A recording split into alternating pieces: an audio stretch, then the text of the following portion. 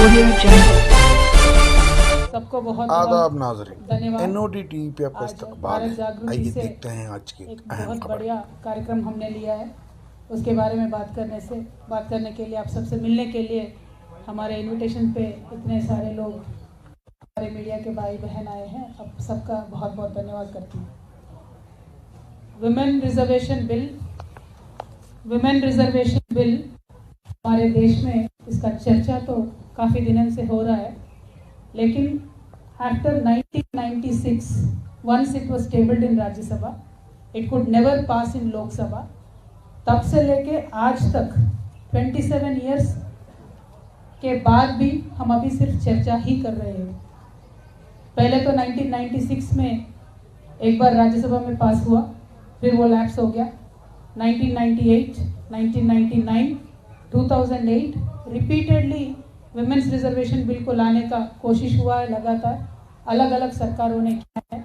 उन सब सरकारों का मैं बहुत बहुत धन्यवाद देती हूँ, specially madam Sonia Gandhi who was very instrumental in bringing the bill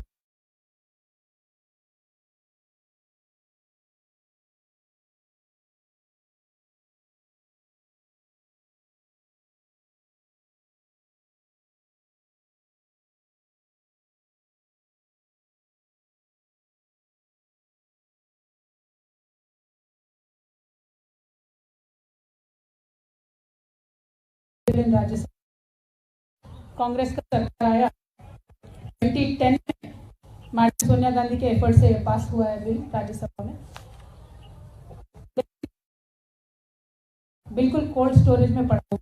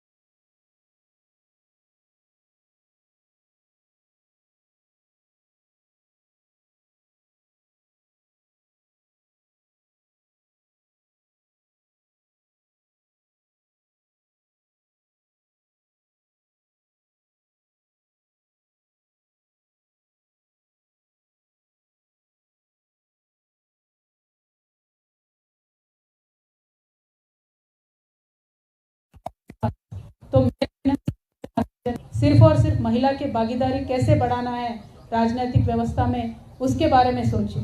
क्योंकि हम ग्लोबल इंडिकेटर्स में अगर आप देखेंगे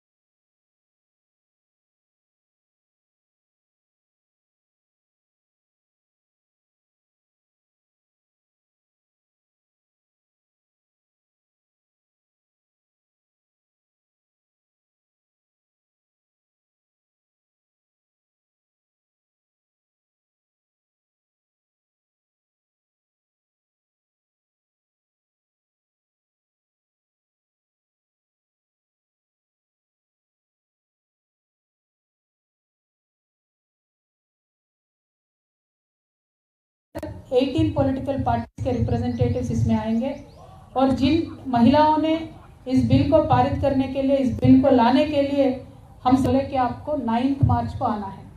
तो हमने कहा हमारा कार्यक्रम है, हम 16 मार्च को आएंगे, ऐसा हमारा रिक्वेस्ट था।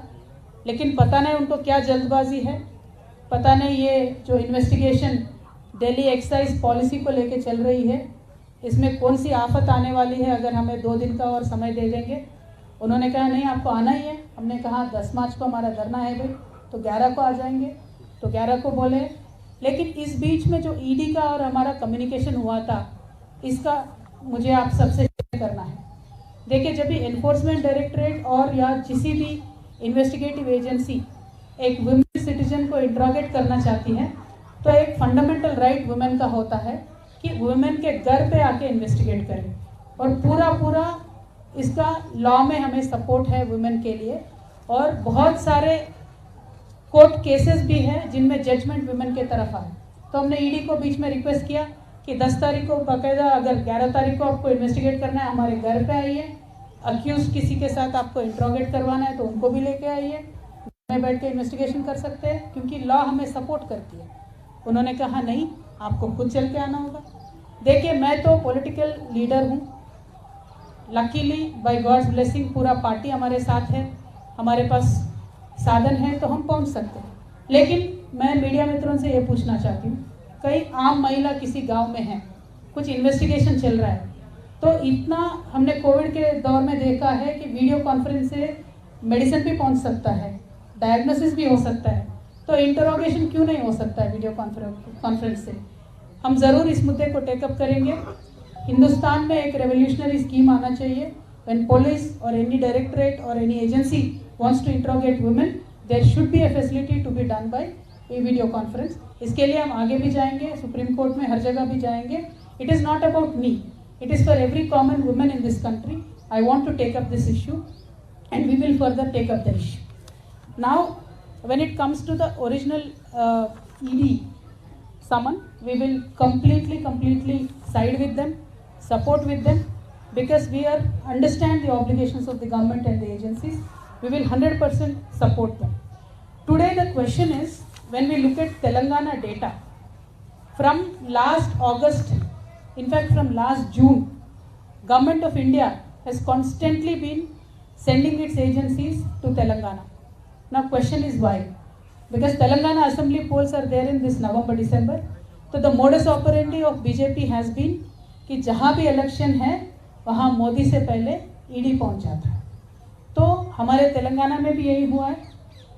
तकरीबन सारे बिजनेस हाउसेस पे, एक 500 प्लस बिजनेस हाउसेस पे आईटी रेड होता है। सीबीआई के रेड एक 100 होते हैं तेलंगाना के राज्य में। ईडी तो कम से कम 200 जगहों पे उन्होंने छापा मारा है। और एनआईए एजेंसी ने 500 to 600 मिनिमम लोगों को बुला के, उनको डरा के, धमका के अलग अलग तरीके का काम वहाँ पे चल रहा है। मैं ये लोगों के सामने, जनता के सामने आज रखना चाहती हूँ क्योंकि ये मेरे अकेले का मुद्दा नहीं है। हमारे खुद के पार्टी में मिनिमम 15-16 लोगों को, एमएलएस को, एमपीस को, मिनिस्टर्स को टारगेट करके अलग अलग केसेस में बुलाने का काम कर रहे हैं। तो मेरा मोदी जी से, बीजेपी से एक ही विनती है कि आप जनता के पास जाइए। आपने किस तरीके का डेवलपमेंट किया है, तेलंगाना के लिए आपने क्या किया है, देश के लिए आपने क्या किया है, वो बताइए। उनका दिल जीतिए, बाद में इलेक्शन जीतिए। लेकिन हम इलेक्शन हारेंगे या जीतेंगे, एनफोर्समेंट डायरेक्टरेट यूज़ करेंगे, बैकडोर से गवर्नमेंट में आएंगे, इस तरीके का तो हमने देख लिया है। 9 राज्यों में चला है और तेलंगाना में वो चल नहीं पाया। उन्होंने कोशिश किया है लेकिन हमने चलने नहीं दिया। तो इसीलिए उनका अभी एफर्ट ये है कि किसी भी तरीके से ईडी डाल दो, धमका दो, डरा दो। लेकिन हम भी मोदी जी से और भारतीय जनता पार्टी से और पूरे देश की जनता से बता दें कि हम डरने वालों से नहीं हैं। हम एक आंदोलन करके, स्टेट को हासिल करके आज स्टेट में सरकार चला रहे हैं। आगे चल के भी हम जनता के लिए ही काम करेंगे और हम बराबर मोदी जी का, भारतीय जनता पार्टी का जो फेल्यूर्स है उसको एक्सपोज करते ही रहेंगे। देखिए, मोदी जी ने 2022 तक बहुत वादे किए थे। उन्होंने जवान को फेल कर दिया, इस किसान को फेल कर दिया, युवाओं को फेल कर दिया।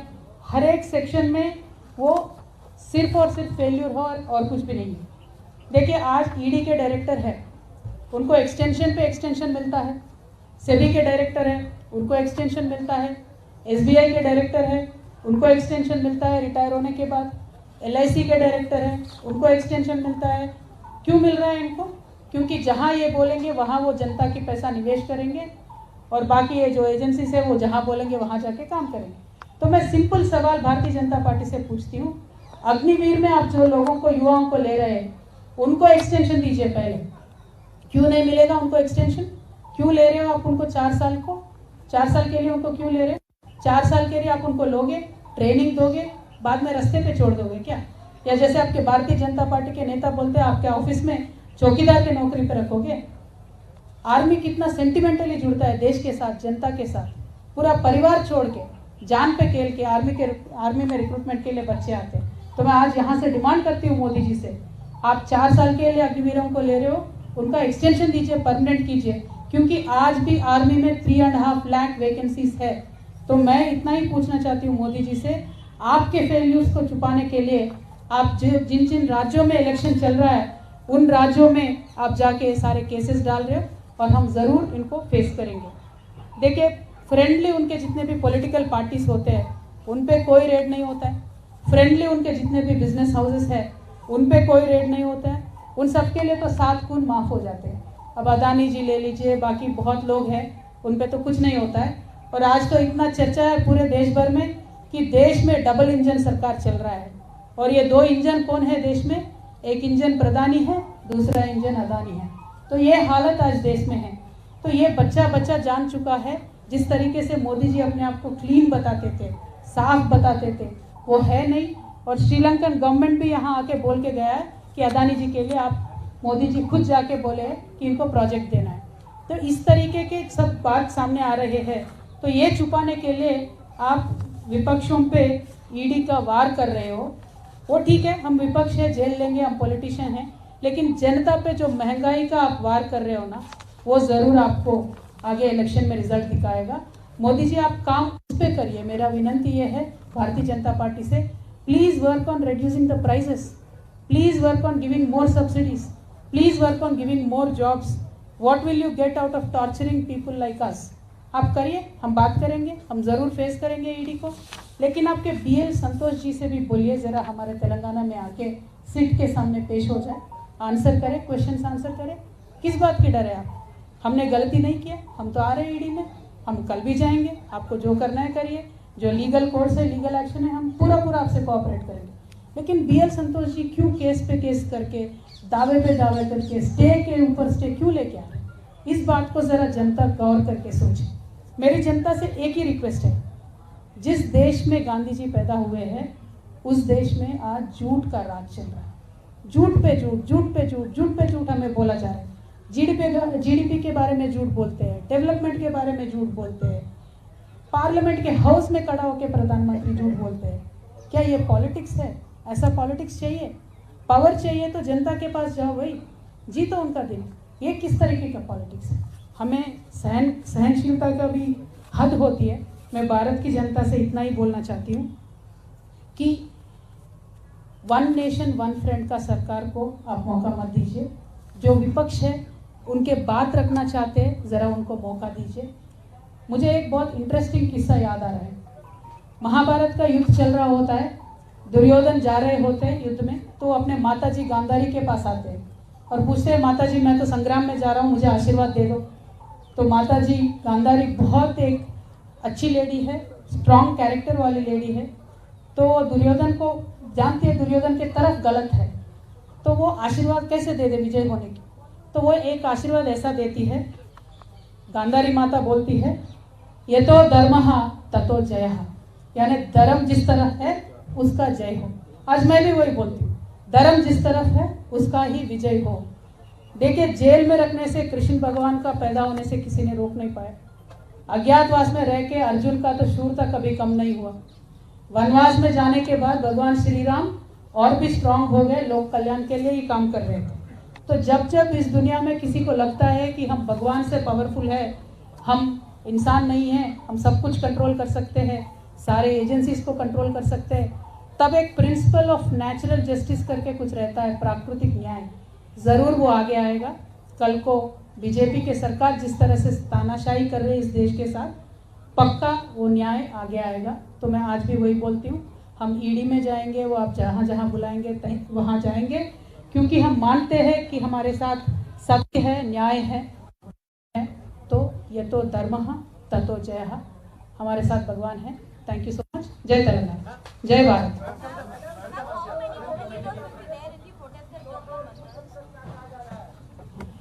देखिए, पूरे देश से 29 स्टेट्स में जितने भी ऑर्गेनाइजेशंस हैं, हमने उन सबको वुमेन रिजर्वेशन पे भी फाइट किए, उन सबको बुलाया है। लकीली उन सब ने एक्सेप्ट भी किया है। तो at least 500 to 600 people will sit on the hunger strike, but the attendance will be much more. More than 6,000 people have confirmed that they will join us. More than 18 parties have confirmed that they will join in the protest.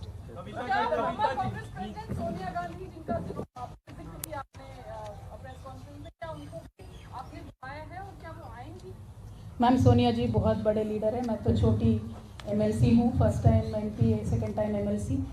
Bharat Jagruthi जो हमारा NGO है, उसके तरफ से जो हम agitation ये कर रहे हैं महिला आरक्षण के लिए, हमने सारे पार्टी से रिक्वेस्ट किया है कि आप अपने रिप्रेजेंटेटिव भेज दीजिए। हमने मल्लिकार्जुन खड़गे सर से, KC वेणुगोपाल सर से हमने रिक्वेस्ट किया है। तो कांग्रेस से वो अपने जो भी रिप्रेजेंटेटिव भेजेंगे वो आएंगे, मुझे नहीं पता कौन आएंगे।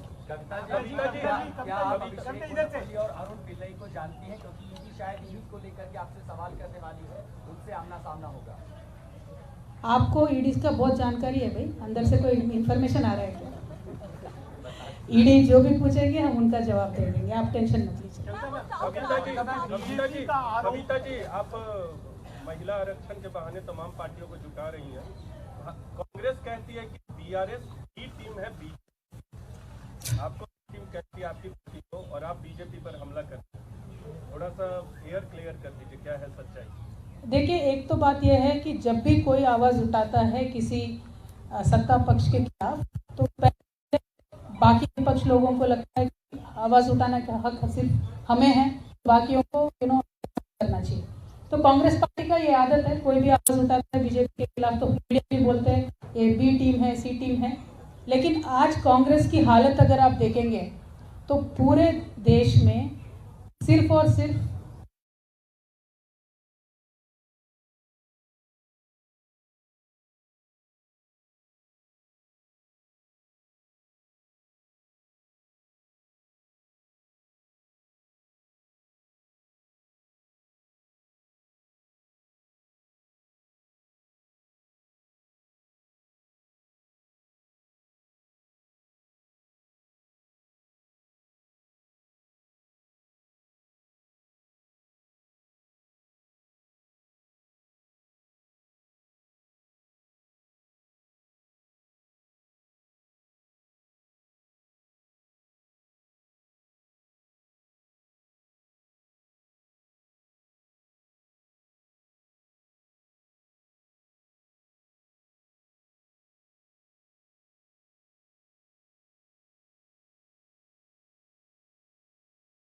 होगा, एक बहुत पावरफुल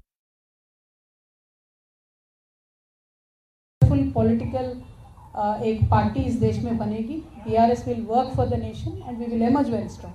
बीजेपी का आरोप है कि दिल्ली की पूरी excise receiving end of agencies almost all the opposition parties. Now most like kiosks, like people see that the initiative taken by BRS, TMC and SP seems to be like a third front that will go against the interests of the opposition party.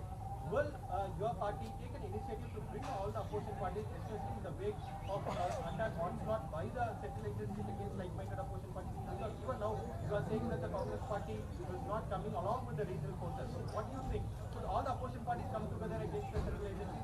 Brother, we've been taking the initiative for a long time. It's not now. Honorable Chief Minister and our leader of Bharatiya Rashtra Samiti, KCR Garu, has taken the initiative, and we've held multiple meetings with stakeholders of various parties in this country, and we've declared it openly that we will work with all parties. Idea and ideology is simple. Bharatiya Janata Party in today's form and shape is hurting the country, not working for the development of the country. They're spoiling the ecosystem of this country and the secular fabric of this country. So certainly we will work to unseat them from power, and we will work with every party which is like-minded. We will work with every party which is like-minded. The silence of your father and your brother. About what?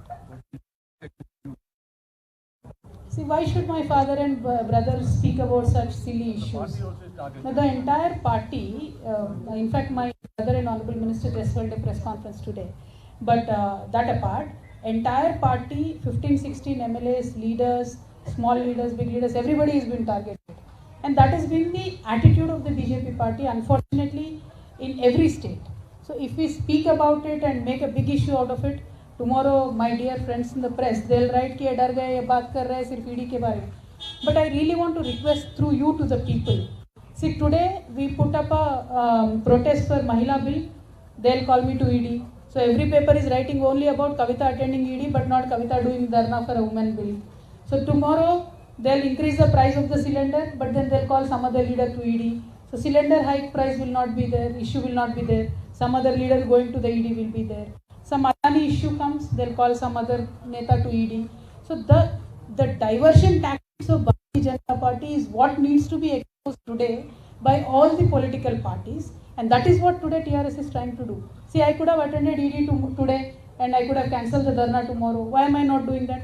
Because I want to prove a point that your diversion tactics will not work anymore. We will make sure that people will know about the issues, understand about the issues, and important issues of the country need to be highlighted. So we will work for that. That is our fight. Ma'am, you are continuously alleging about the South Cartel group. They are continuously alleging there's a South Cartel link. There are 3 people and you are major part of it. The bribery which was given and the entire legal case. See, all I am trying to tell you is this. Bharatiya Janata Party and its leaders will set up a narrative. Then they'll look for characters. Okay? So that has been the agenda, that has been the strategy from day one. Not only me, every politician, every political party or every business house which does not subscribe to their ideology, that is what they have done. They'll come up with their own narrative. They'll try to fix me up in one or the other roles. And they are calling me various names. Let them call. Let the people decide. We will cooperate with them. You have a larger alliance between opposition parties. Where does the Congress party stand in that alliance? You think that if required, you will, speak with them or they'll approach you? What is the stand or what is the status of Congress party in your idea of opposition? I'm just adding to that कि कांग्रेस हमेशा कहती है कि हमारे बिना कोई भी Alternate possible नहीं है. हम ही एक ऑल्टरनेट फोर्स है हमारे बिना कोई अलायंस पॉसिबल नहीं है धारणा से सहमत है. देखिए, कांग्रेस कहाँ पे खड़ी है वो तो कांग्रेस से ही पूछना पड़ेगा, वो मुझे नहीं मालूम. लेकिन हम जहाँ पे खड़े हैं, हम जहाँ से अलग देख रहे हैं, हम समझते हैं कि सारे ऑपोजिशन को एक साथ आना चाहिए. उसमें कोई दो राय नहीं है. अब कांग्रेस की जिम्मेदारी देश के प्रति क्या है वो कांग्रेस डिसाइड कर ले. कांग्रेस को अगर आज भी लगता है कि उनके बगैर कुछ नहीं हो सकता है तो वो एक बार फैक्ट चेक कर ले. क्योंकि 4000 एमएलएस में से आज कांग्रेस के पास सिर्फ 600 एमएलएस है. What is that number? Where is their number? Today in Tamil Nadu they are in a गठबंधन सरकार, but they have only 17 MLAs. In Bihar they have in गठबंधन सरकार. How many MLAs do they have? In Bengal मुश्किल से अभी by election में entry हुआ है, 1 MLA है कांग्रेस का. See, the point is for me to not gun down the opposition. Point is we should get united. But then who should make that effort? Why should the burden be only on the other parties? Why should the burden be only on BRS? Yes, BRS's stated stand is that we will work for it. We are working for it. That is why we recently held a rally in Khammam where many CMs came. We are going to hold another rally in April where again various other leaders will come. Our efforts are on. So our efforts are on, but what about Congress's sincerity, Congress's efforts, and when will they shed their arrogance and come to reality? They will have to decide. I can't comment. Ma'am Congress अगर approach करती है तो आप open है उसके लिए. सरकार 33% आरक्षण देने के बजाय 33% सीटें बढ़ा सकती है क्योंकि लोकसभा बड़ी हो गई है. तो अगर इस तरह का प्रस्ताव आता है तो आपका स्टैंड क्या होगा? देखिए, मैं क्या बोलती हूँ, किसी भी तरीके से कुछ भी तरकीब किया जा सकता है. अगर महिला आरक्षण की बिल की बात हो, टेबल किया जाए तो रातों रात हमारे यहाँ इतने सारे साइंटिस्ट हैं, इतने सारे सोशल साइंटिस्ट हैं who can give us multiple solutions. लेकिन उस बहाने बिल को ना रोके, बस हमारा वही बात है. हमारे लीडर बीआरएस के लीडर केसीआर साहब ने भी ये ऑल्टरनेटिव दिया है कि अगर आपको लगता है महिला आरक्षण 33% देने से किसी का नुकसान हो रहा है तो सीटें बढ़ा दिए जा सकते हैं. बाद में भी 1/3 रिजर्व कर सकते हैं सीट्स. उसमें कोई दो राय नहीं है. there are multiple issues like quota within quota. Some parties have that objection. We do not have objection for that. In fact, we are saying OBC का जनगणना होना चाहिए, OBC का रिजर्वेशन हर एक उनको हक से मिलनी चाहिए. और इस देश का ऐसा हालत है सर कि कभी भी 150 ईयर्स में सेंसस नहीं रुका था, लेकिन मोदी सरकार आने के बाद आज तक नॉर्मल जनगणना भी नहीं हुआ, ओबीसी का छोड़िए. There is no census in this country done from last 10 years. And what development are we talking about? How are we going to talk about China? How are we going to compete with them? So to introduce women's bill, these issues or these concerns should not be the stumbling block. Let the bill come, let us all sit together and find a solution. That is our demand. Congress अगर approach करती है तो क्या प्रधानमंत्री के मुकाबले चेहरा होना चाहिए विपक्ष का? राहुल गांधी को क्या प्रधानमंत्री के खिलाफ 2024 में चेहरा होना चाहिए? Same question. मैम, कांग्रेस अगर अप्रोच करती है जैसा आपने भी कहा, तो क्या ओपन होगी बीआरएस या बीआरएस के लिए कांग्रेस अनटचेबल रहेगी?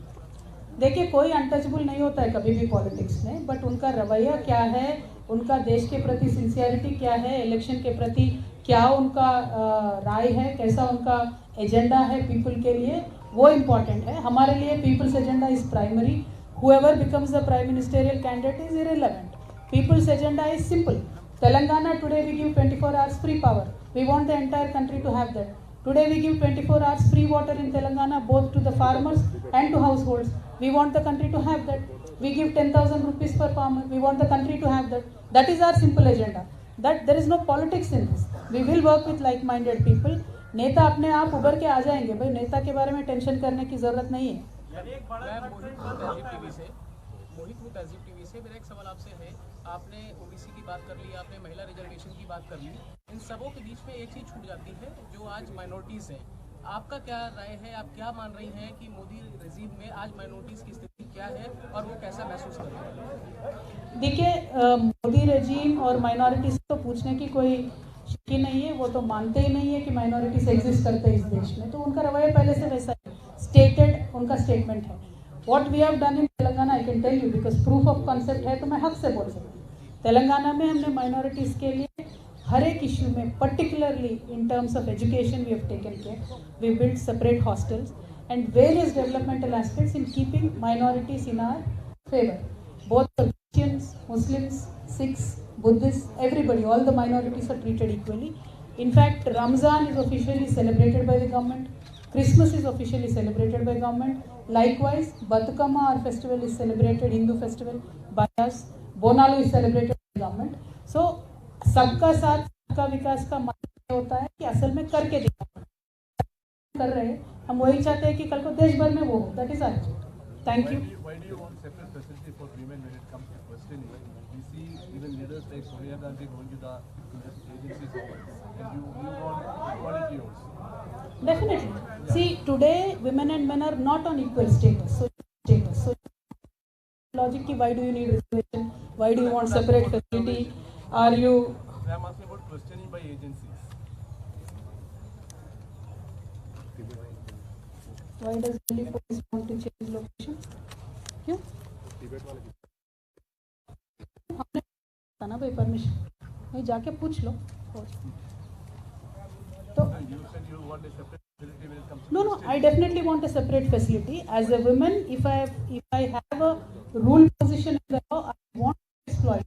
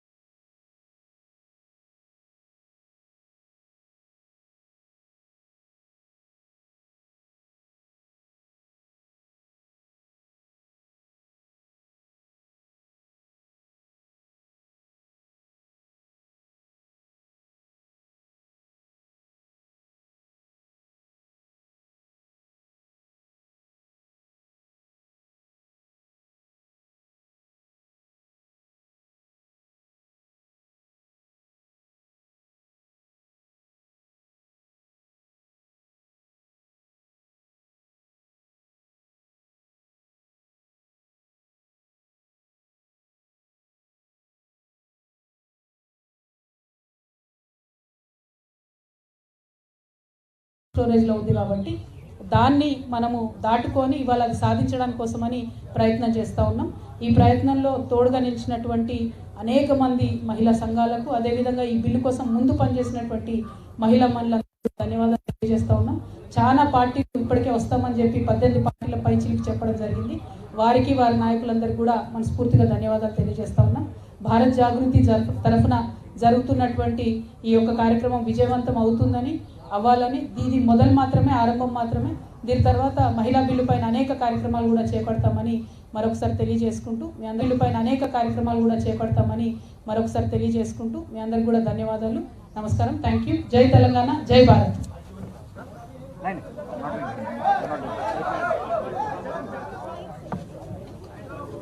We are not doing it.